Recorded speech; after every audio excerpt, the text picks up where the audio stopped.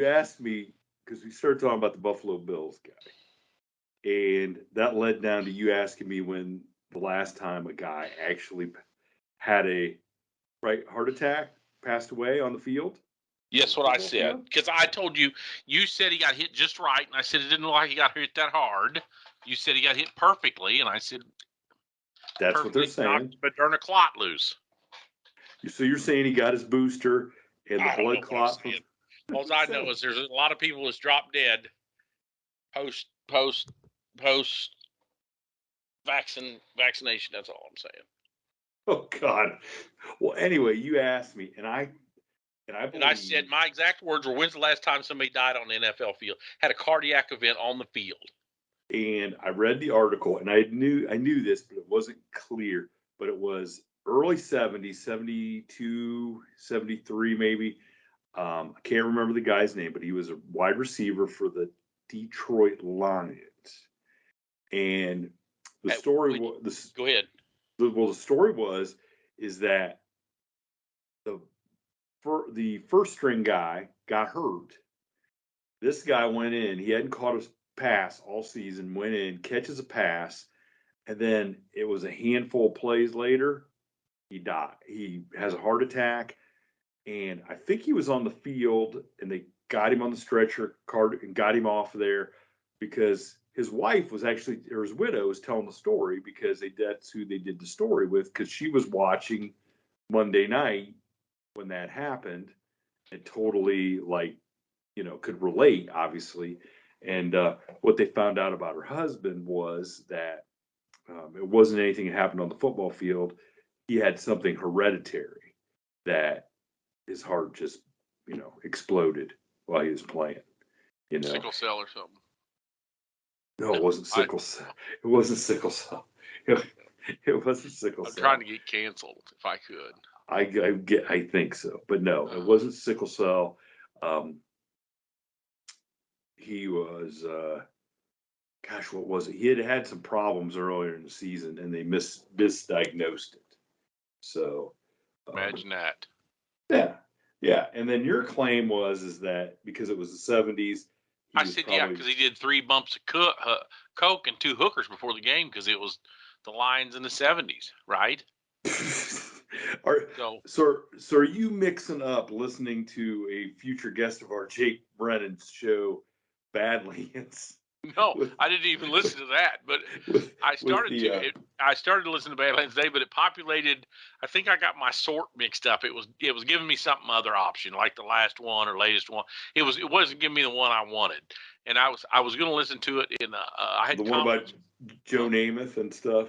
That's the one I wanted. I've been in conference calls all day from about 11 to 4:30, so my mind is frazzled, and I put my thing on mute. So I was looking for something to listen to instead of these bureaucrats who babble on. So, and so you couldn't get her done. Then is what you're saying. Well, I started to, and I was afraid because I had two separate headsets, and I was afraid one would bleed over into the other, and they would frown on me not giving their utmost attention. And see, I don't have a camera on my computer. I got one on my laptop, but I usually do it from my desk. So my screen's got nothing but my name across it anyway, so they couldn't see it. But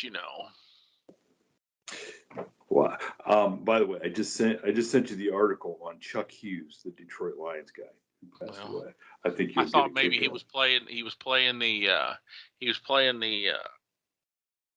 Raiders and Jack Tatum hit him or something. What those guys used to do. And we're it's all of our pro football fans will love this, especially the guys our age.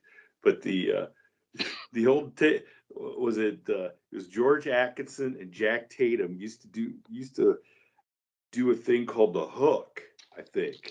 Mm-hmm. And you would come across the middle, and they would have their arm in an L shaped, and try to take your head off with that until they finally outlawed it. Yeah, well, my son will tell you because he was telling the other night at the game. He was saying something about I turned him into a Jack Tatum fan, right? Yes, he's got a Yes. Tatum jersey. He said he turned him into he hit somebody. The last person they were able to do that, he turned him into a paraplegic, and then the guy died shortly thereafter. And I'm like, and then I was getting That's conflicting. not quite right. It's not quite I was getting. Did it just partially paralyze him for a day or two, or was there any paralysis involved? Well, he hit Darryl Stingley from the New England Patriots and paralyzed him. I don't believe I think the hook or whatever they called it was outlawed before he hit Darryl Stingley. And Darryl Stingley lived for quite a while, years, 10, 15, 20 years before he died. So your son was partially right, but. Well, he just wants to, he's the 8th grader, so he wants to be badass. So as the only person that walks around this school, the school's full of Chiefs stuff, right? The whole state is full of Chiefs stuff. Yes. And that's the day he decides to bring out his Tatum jersey and walk around like he's wanting to start some shit. Because you wouldn't want to do that to Jack Tatum. Well, I think there's a whole.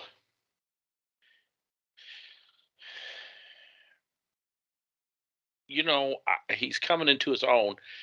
Both of my boys were always too heavy to handle the ball, so they were stripers. You know what I mean? When they stripe their helmet, you don't know what I'm talking about because you didn't have boys. Well, they don't let heavy kids. Yeah, in Pee Wee League, they don't let them carry the ball if you're above a certain amount of weight. And they put a stripe on their helmet to make sure everybody understands that they're not to get the ball. Yeah. Right. So it's really killed big kids in football in a lot of places because the big kids just quit after 2nd or 3rd year because if they never get to play on the ball, they just quit. Right. So then when you get high school, you get these high school teams that don't have any heavy kids anymore because they quit when they're in the 4th grade. Well, which is crazy because when I was in 4th grade, I'd had a stripe on my helmet too. I wouldn't have been able to carry the ball. Exactly. And then I get to high school and I'm the one carrying the ball. So now this will be his first year he'll be able to carry the ball. But what has happened is all these little kids that have run their mouth for the last 5 years, they still look like little kids, and my 14-year-old looks like a man. And so there's some bills that are going to be paid. Yeah, so he's 6'1" and 185, and he's 14. So is that it? I mean, come on. He's not even 14. He's not 14 till next end of February. But feed that. He's only 13. Feed that boy. I mean, come on. Which brings me to another thing I just saw in the news was here in Ohio we just legalized sports betting. That's what you said. And I'm not into betting on sports. I'm not into that. I play fantasy. Not legally. No. Go ahead. I play fantasy. Well, I learned my lesson back when the bookie died. I think I told that story when the bookie had to die to get me out. When the bookie died and you still had to pay. I still had to pay, just not as much. But I play like some, and so I play some fantasy on this sport DraftKings thing. So of course they're just offering you all kinds of free money and stuff just to try to get you. And so, I mean, I'm not stupid. So I signed up for some of the free money and won a couple bets. Like one was, if you bet $50, you can win $50 if there's a point scored in the Cincinnati Bengals. Okay, it's like, there's not going to be a point scored in the Cincinnati Bengals game. So they were just doing that, trying to get you hooked. So I had this free money, and I had some of it spread out. They got these bets for the first person to score a touchdown in a game. Okay, and some of them, if you pick guys that aren't very likely to score, are huge. The payoff's pretty good for what you're betting. And so I had I forget, it was like $20, $30 of free money. So I spread it out in that Detroit Lions Green Bay Packers game last night. And this is why I don't bet with real money.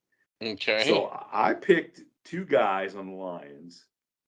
One is a guy named Jameson Williams, and his plus number was 3,800. So whatever the math was, whatever I put down, I think it was $5 of that money. if he was the first person to score a touchdown, that was the multiplier. So it was going to pay over $200 or something. And another guy was this guy, Khalif Raymond, and his was like 3,300.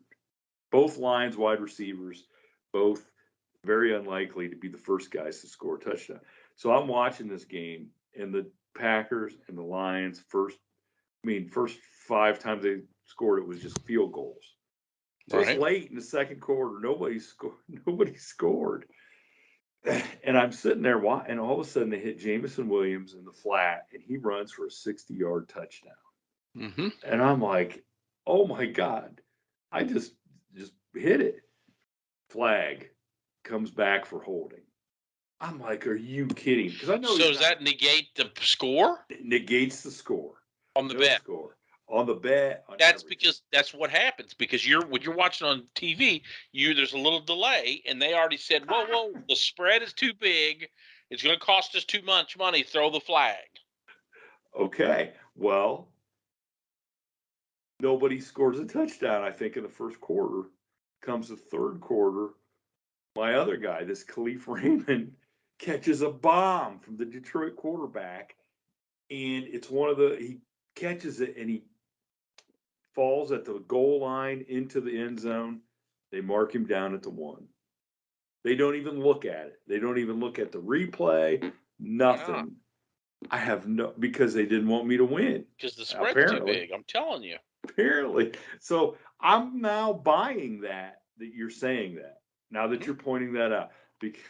Because right there, both those guys would have been giving me back over $200 of real money for $5. And there's probably how many hundreds of thousands of you out there? There can't be that many of me betting that. There just can't be. So, I mean, that's a sucker bet. I mean, nobody would really make that bet with real money. It'd have to be play money. It'd have to be the money they gave. But right there is why I did. Because if that had been real money and I'd had $10 or $20 on it, where the payoff would have been in the maybe thousands of dollars. I think you're wrong. I think there's more people to make that bet than you think. Well, maybe so. I don't know. You ever go to the mall and or the store and see all these ugly women, fat women with kids and everything hanging off them? You think, who would have done that? There's that many people out there. Oh, God. There's always somebody out there. Oh, God. So it may look outrageous to somebody with some sense, but there's, You really are trying to get canceled, aren't you? My head hurts. I don't feel well. Mm-hmm. I had a week last week. I actually called in sick to work on Saturday, first time in over a year. Oh, don't say that. People are listening. They know. I mean, the post office knows I called in sick. Is that because the Ohio State game was on, or because they lost, or what? No, it's because I hadn't slept in the bed all week because I had a cough.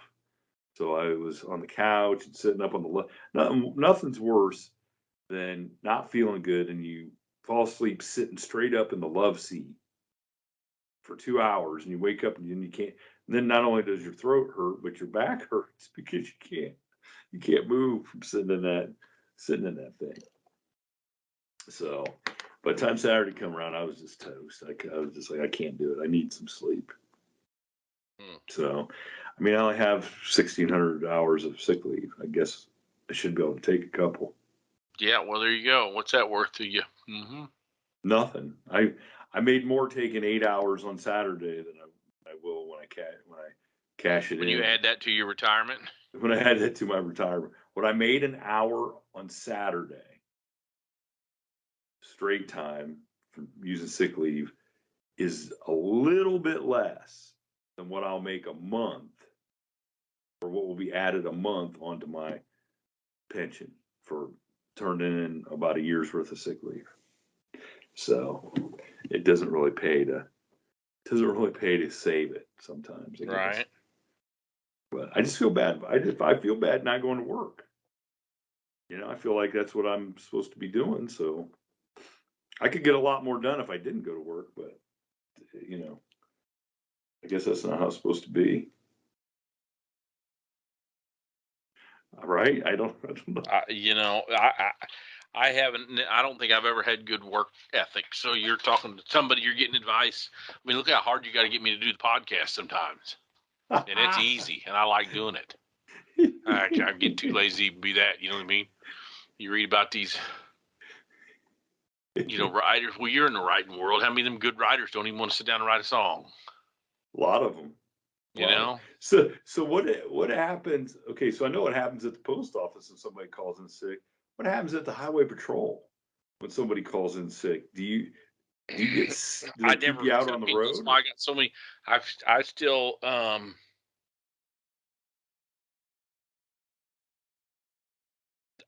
got, I don't know, 400 hours of sick leave on the books from 20 years ago. Under the old system, I'm vested in what's called the old system, so they carry it over there. I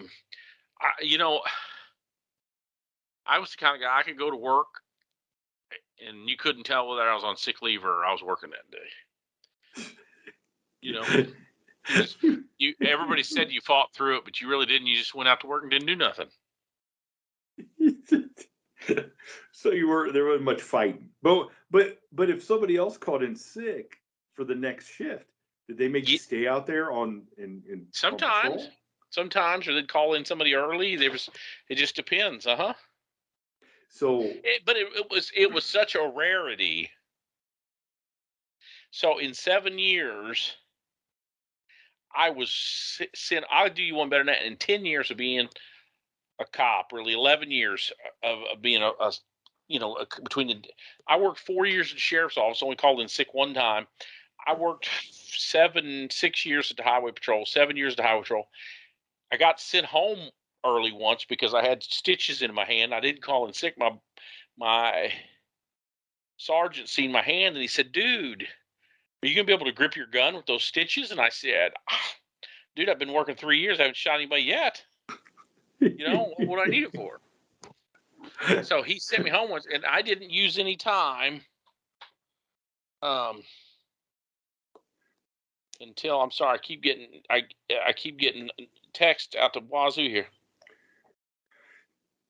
I broke my hand in a fight, and technically that wasn't even sick leave. That was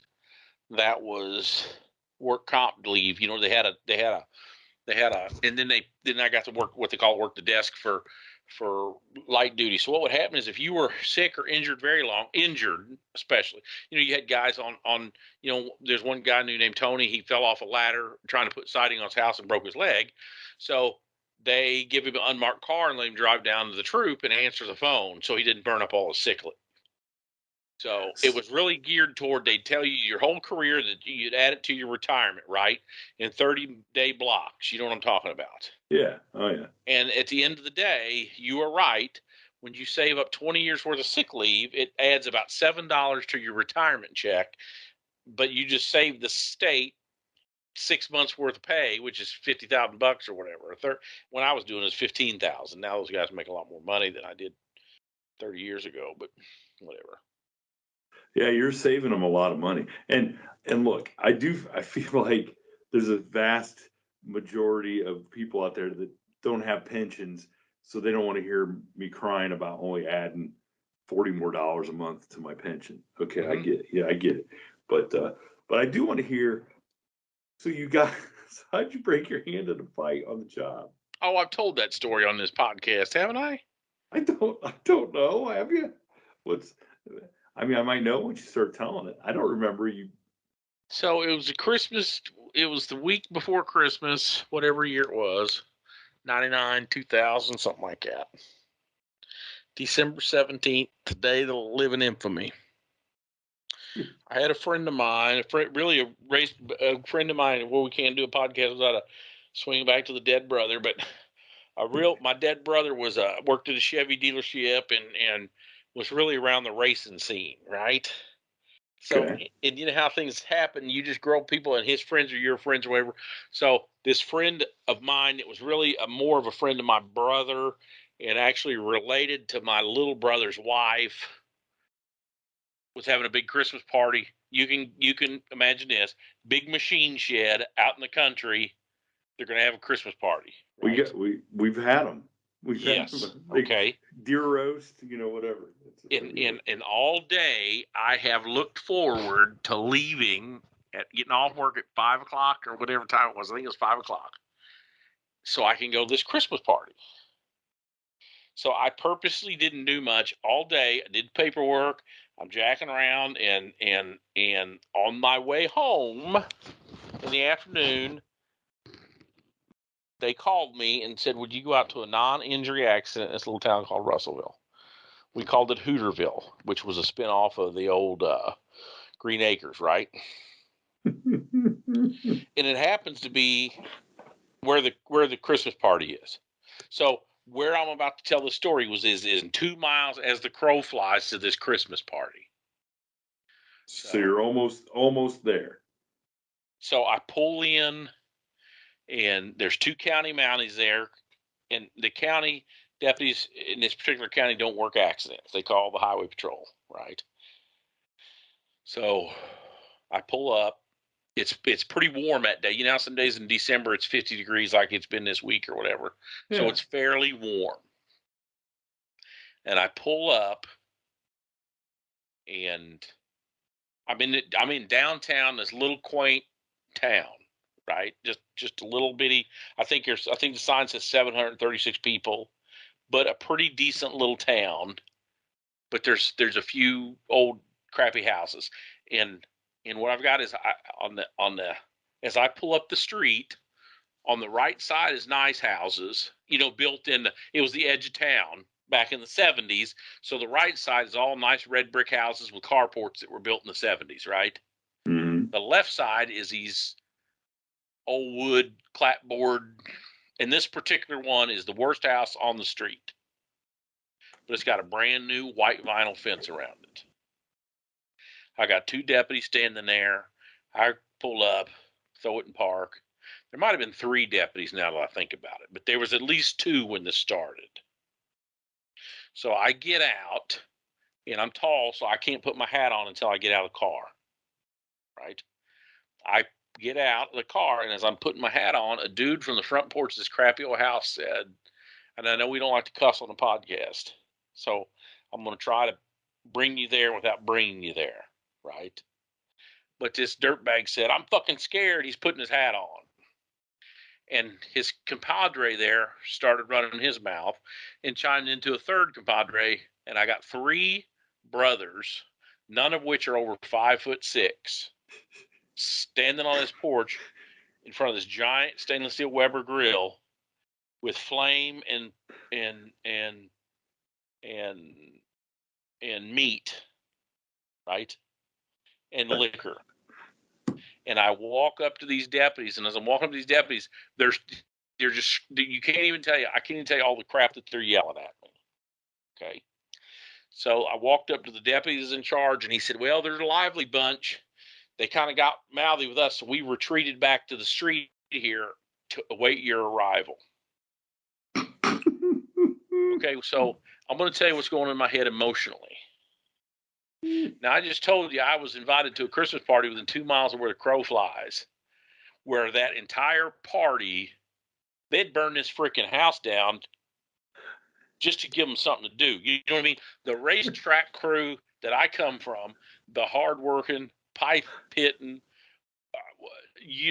union family that I come from, that's what you need to worry about. You don't worry about the hat, dude. You need to worry about the guy in the uniform.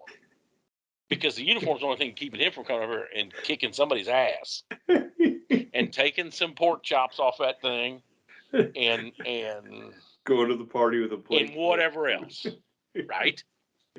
So in this gravel driveway, the city's got brand new sidewalks. The driveway of this whole house is gravel. Where the gravel driveway meets the sidewalk, there's a puddle of water. They've got what my son would call first generation Dodge. They've got an old late 80s, early 90s Dodge. I think it was like an 84, 86, 3/4 ton, 2-wheel drive Dodge truck. Might have been 4-wheel drive now I think about it. But they had an old regular cab Dodge pickup from like when we were kids, right? Oh, and yeah. What it's done is you can track it through that.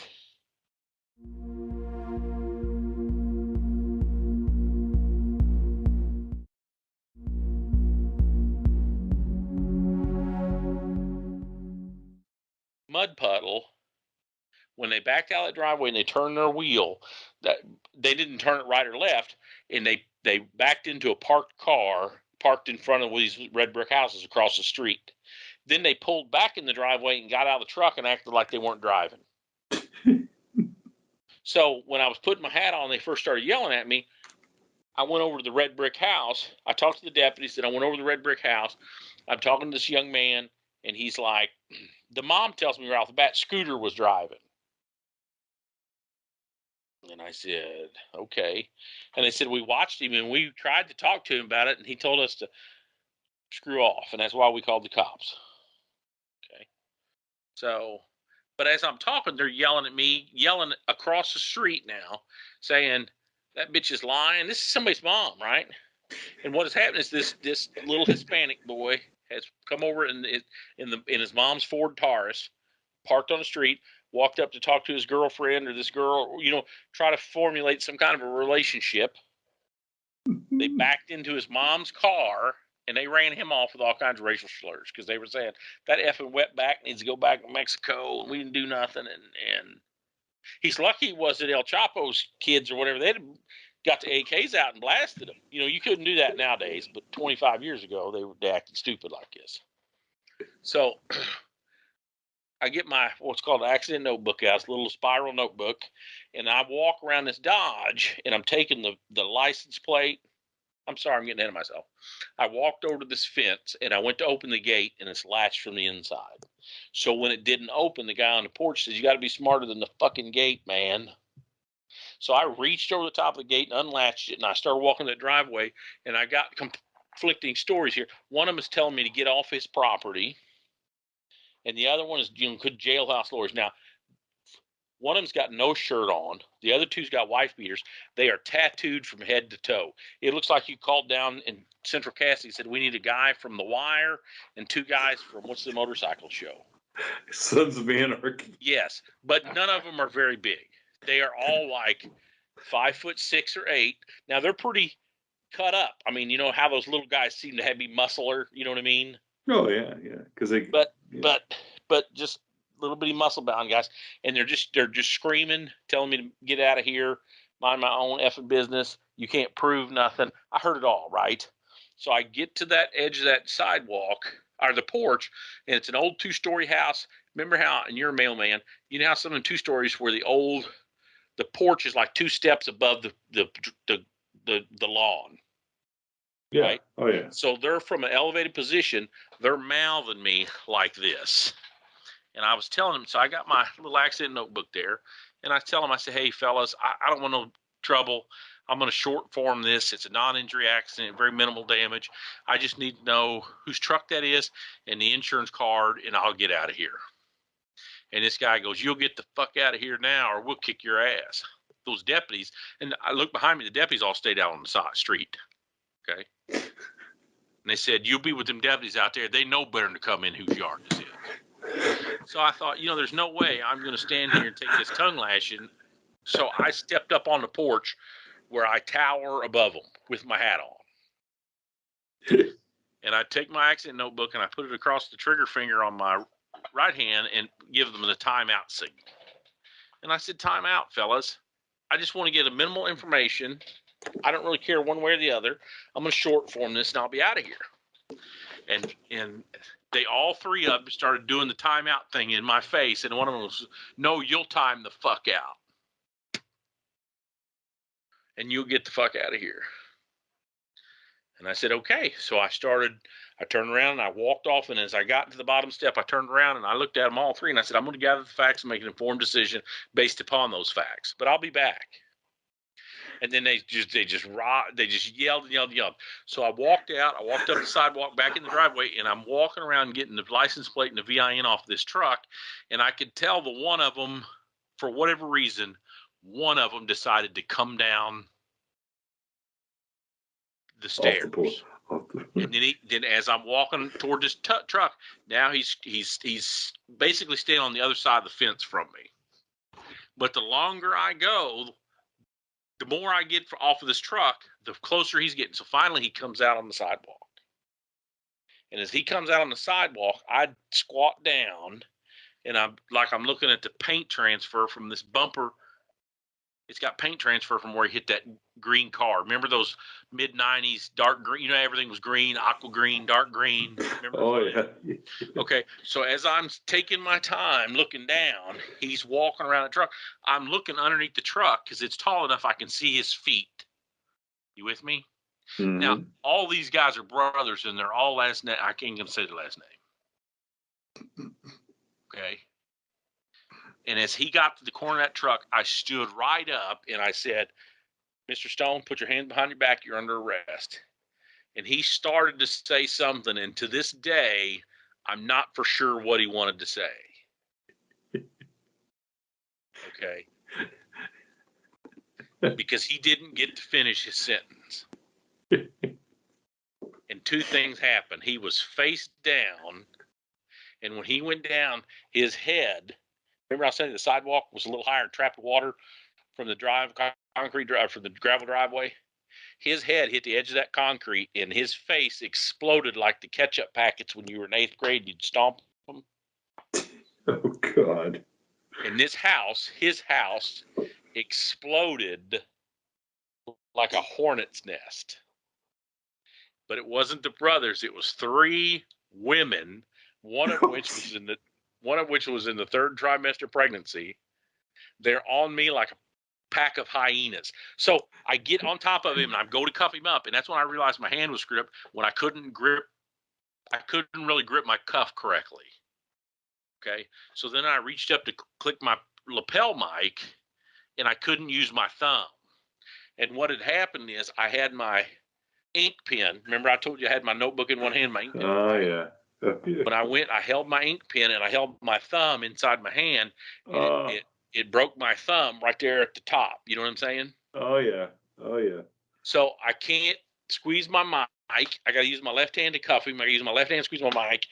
And all these people are just they're around us. But now the guys, they were kind of reserved a little bit. So I left him face down, and they're screaming. I can't even tell you the craziness to these 3 women. It was a scene out of a movie, you know. They were calling me an MFer and on and on. And my Crown Victoria patrol car was across the street right there. Little old city streets. We're talking 30 feet away, right? Yeah. I had my window down, which when I was standing right by my car, I'd leave my window down because I was always paranoid about locking my key in my car. So it's broad daylight. So I walk over there and I pulled I had a big mag rechargeable flashlight. They would put them between the door and the seat. Okay. So I pulled that flashlight out and walked back there, and I was just holding my left hand, but I was holding over my right shoulder like I'm going to swing it and hit any of them, right? And I said, get the F back now. And this woman said, you can't talk to us like that, blah, blah, blah, blah. Now, the deputies are freaking shell-shocked. They don't even know. They didn't like these 3. Now they don't like the 3 wives, the kids in the yard crying and screaming. They let the freaking little French bulldogs out and they're yapping, and it's just pandemonium. And I told these people to get the F back again. And this deputy says, well, we're going to get some statements. I said, no, we're going to load him in the car and get out of here before somebody gets a freaking deer rifle. Because that's what you had to worry about. You know, I mean, nowadays, who knows? So this gal, Miss 9-month pregnant, comes over and bumps me with her belly and says, you can't fucking talk to me like this. I'll have your job. And I said, yeah, but you won't have it till tomorrow. Get back or I'm going to bust your fucking head, lady. And I could tell by the way these wives had a rough upbringing because they stepped back. You know what I mean? The husbands must have whipped them into shape 1 or 2 times because they understood that. You know what I mean? Like if I was in an upscale neighborhood and said that, they wouldn't believe it, right? But you tell these gals that, and so this deputy, I said, help me get him in the car. I walked him over the passenger side of my car and put him in there, and I walked around to the driver's side, and I jumped in, and I go to pull out, and I had my stereo on, and now this dude is cuffed behind the back, and he's bleeding profusely from the face, okay? And he looks over at me, and there's ZZ Top playing like LaGrange, because I had on a classic rock. Yeah. And he goes, "Oh, man, you're a white man like me. I dig it." And I said, "Yeah." And he said, "I guess you're taking me to Cole County. That's a jail." I said, "No, I'm taking you to St. Mary's." He said, "To what?" I said, "I'm taking you to the hospital." He goes, "Oh, man, you're okay." He said, "I'm going to have that fucker that hit me. I'm going to have his job." He doesn't even know he's so drunk and messed up. He doesn't even know I'm the dude that hit him, right? I'm going to have that guy's job. And I said, okay. So I put it in gear. I had to use my left hand to call the station and say, "Hey, I'm going to St. Mary's." And I said, "Huh?" Were you going there for me too? For you know what I mean? We're both going, but yeah. That's what bothers me about the George Floyd deal, right? Any of those guys could have just called an ambulance and stood there and watched that guy flop around the ground, and they'd have been fine, right? Just call an ambulance. Just call an ambulance for these people. I don't have anything personal against the dude.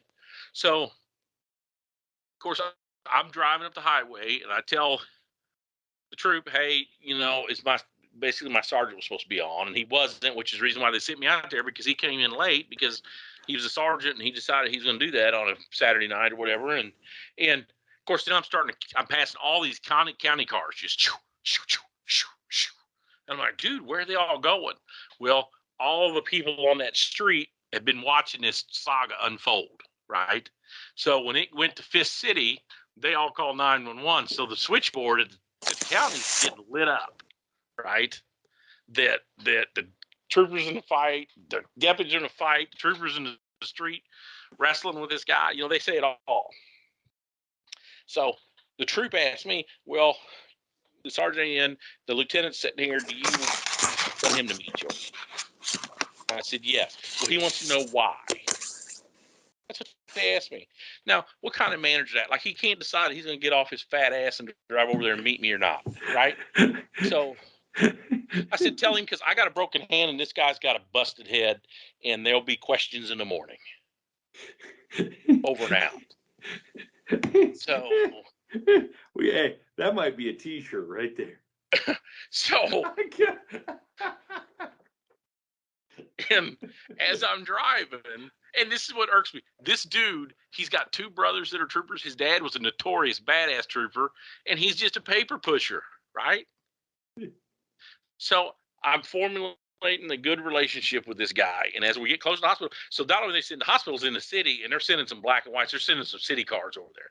And I don't know how many of your listeners live in a city versus in the county. Like, you can kind of bullshit around with a deputy and get by with something, but you can't mess around with a city cop. And the bigger the city, the less you can mess around with them. They're like, some of these places are like street gangs, right? Yeah. I mean, like, you want to fight one? I'll get on the radio and we'll have 15 of them here in a minute. So I tell him, I say, as we're driving, as we get close to the hospital, I tell him, I say, "Hey, dude," now he's still bleeding. He's still cuffed behind the back. I said, "Hey, dude, we're going to the hospital. There'll be some other cops here. They're not going to be near as cool as me. So you might want to chill out." And he's like, "F them. I'll fight them too. I'm just getting started. Take these cuffs off of me. I'm warmed up now." I said, "I'm just telling you, dude, just kind of chill out, because these dudes ain't going to, some of them ain't going to have a good, you know what I mean?" So we pull around the corner. We pull up to the ER, and that's how you do it when you're a cop. You pull up to the ER, and there's my lieutenant standing there with his hat on. And to most state troopers, your hat is like your shield, your like your cape, device. like your cape, right? Oh yeah, if you got that on, nobody can touch you, right? Especially in the old days when they made us wear them. You know what I mean? All the time, whether the wind was blowing, whether you were on an interstate, whatever, you had to wear them. So he's pacing back and forth, and I mean, he's a tall, thin guy. He just looks like a poster boy, right? And I got out of the car, and he said, "You got a live one, Jeff?" I said, "Yeah, he's out of control." And he said, "I'll handle it." So he opens the door and says, "Mr. Stone, my name's such and such." I don't want to say his name. He's dead now, but I don't want to say his name. But when I tell the story at coffee breaks with some of these retirees deal, they get a kick out of him because they know him or knew him. He had got cancer and died. And he said, "I'm Lieutenant Tom." And then before he could finish, the guy's like, just explodes. "F you." MFer, take these cuffs, and I'll fight you too. I'm just getting started. Of course, he slams the door and he goes, wow, you got a live one. Let's just stay here till Paul gets here. Paul's another trooper I work with, guy I went to grade school and high school with. Okay.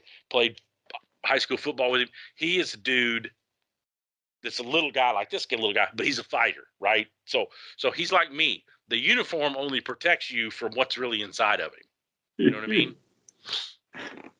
So he opens that door and the guy starts, and Paul just jerks him out and says, well, looks like you've been doing a good job of winning tonight. You want to keep that record up, you'll try something. And then he gets into it a little bit, and he gets introduced to the. So you go over to the ER, and you gotta push. We're not walking through the main entrance. We're going through the ambulance door. So there's a secret code we have to push, and the doors open up, but then they immediately close. Well, we get the doors open, and he's screwing around Paul enough where the doors close again. So Paul has to introduce his head to the concrete wall at the ER while I'm trying to one finger because my thumb's broke, and the lieutenant still don't realize, dude, my freaking hand is broke. You think it's some kind of joke? So we go in there, and they set him up on a gurney, you know what I mean? And he's, you get these nurses, it's not like anything you see in the ER because that's all fake. That stuff's fake, right? This is a real wild ass. On parole. That's the best part. He's on parole for a whole bunch of bad stuff. So technically he already belongs to the state anyway. They're just giving him a little vacation time. So anyhow, the lieutenant starts asking him questions because right off the bat, the girls are saying, the ER girls are saying, what happened tonight? And he's like, I was minding my own business, barbecuing with my family, with my wife and brothers, and these cops just come and jerked me off the porch and threw me down the yard and started kicking me. I never once kicked him. Okay. And he's like telling this sob story, and he's about in tears telling her. So this lieutenant takes his notebook out, his little bitty baby notebook in his breast pocket, and starts taking notes. And says, did you smack it out of his head? Yeah, because he goes, I want to make a complaint. Who's in charge? And the lieutenant says, I'm in charge. I want to make a formal complaint. Lieutenant's like, okay, it's our policy that if you want to make a complaint, we have to take it. And what happened? And he's telling her the same story. I was minding my own business, and this dude come to my house, threw me off the porch, beat me up in front of my wife and kids and the neighbors, and put the boots to me. And it's just insanity, right? So, but Tom the lieutenant is taking notes like he's really serious. You know what I mean? Like he really cares. And he said, well, what's he look like? And this dude, Paul, that had just showed up to the ER, right? He's not been anywhere around.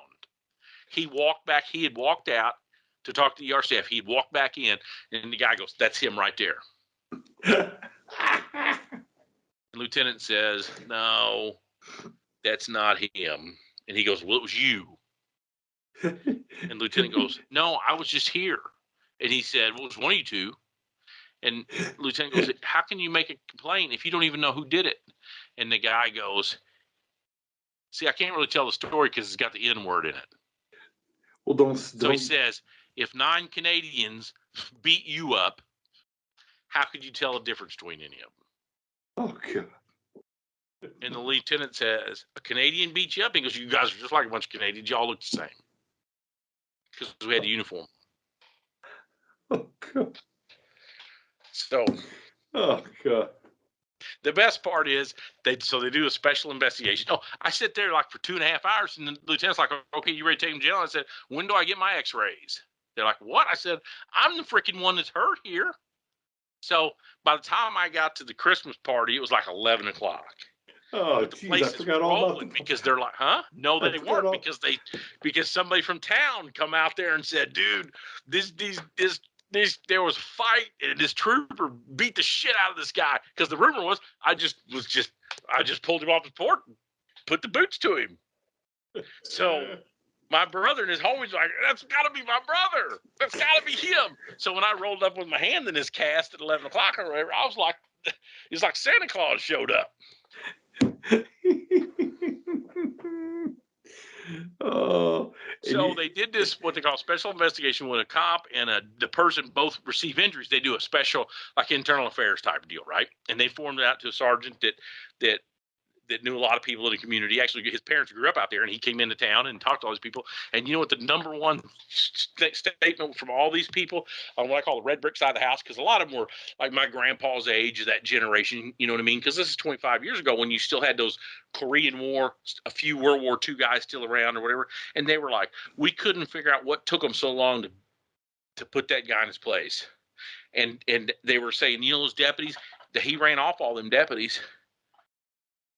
And that state trooper, you know, it's like I upheld the reputation of the organization. Now the lieutenant knew I didn't go get some random dude off the porch, because, as I said earlier, I had a terrible work ethic. So they knew I just didn't go put a case on somebody, just put a case on them. You know, there were some people that they would believe that, but not me. You're too late. You're too lazy. I was too lazy to frame somebody. If I wrote you a ticket or got into it, you deserved it. This is the best part. He wasn't even the driver of the truck. His brother was, and I think in his feeble mind, because he wasn't the driver, he thought he could go out there and get in the middle of it all, right? Because you didn't have anything on him, really. Right, because I wasn't driving; I was the passenger. Except now that he's interfering with official business. Yep. Hey, so remember I told you about the white picket fence? So they had rented this old crappy house for years. His wife won like $35,000 on a scratcher's ticket, and they bought this old junky house, and the first thing they did was put a fence around it, and then they were somebody. Does that make sense? He was a homeowner, by God. They bought that big grill, and they were having big Christmas barbecue. You have told this story, but it's been like 200. It's been like 100 episodes ago. Mm-hmm. You know, because this is one of Christy's brother's favorite stories you've ever told. Because I think the first time he called those guys the porch steak cookers. Yeah, something like that. Pork steak. I called pork chop, but that's what they had. They had those big pork steaks that were flaming up. You know what I mean? Yeah. And while he was talking to me, he had his, they had tongs and they had the big spatula. You know, you get to like the 3 barbecue set. Nowadays, these chicken shit cops they got nowadays probably would have shot him for swinging the spatula around. But back in my day, we had the hat to protect us. So when they took the hat away, it softened these guys up. Took away their yeah. So you telling the story leads me to the third thing on the list that I was going to talk about before we got off here, and it's a shameless promotion. Mm-hmm. I got a song coming out on January 27th with an appropriate title. I think the title is just appropriate to the stories. It's called Hillbilly Legal. There you go. It's called Hillbilly Legal by a group called Land Law. So how about that? I like it. Right in. I haven't even heard it yet. Who's cutting it for you? You know? Yeah. It's a couple brothers, and they call themselves Land Law, because the one brother's Lance and the other one's what is his brother's name? It doesn't matter. Law. It's LAW. So yeah. Mm-hmm. So there you go. I think our fans will dig it, especially the hillbilly part. It's a pretty cool song. So it might be, maybe it'll become the Midweek Howl theme song. Yeah, maybe. Yeah, if you get a good one, yeah, absolutely. Maybe that's the title of the album. You know what? There's been many a time I was going to put a little rap. I don't think I can make a real song, but I think I can make a few raps. And if we get the Moonshine Bandits or somebody to cut it, it might sound correctly coming from them. Somebody's head's busted, my hand's broke, and there'll be questions asked. You know what I mean? Well, all right. I already sent the quote to Nita to get on to the T-shirt place. Yeah. Mm-hmm. My hand's busted. His head's busted, and there'll be questions in the morning. Mm-hmm. Hands broke. Thank you for tuning in to this week's episode of the From the Shadows podcast. Until next time, never shy away from the darkness or what may be lurking in the shadows. We are out. Go!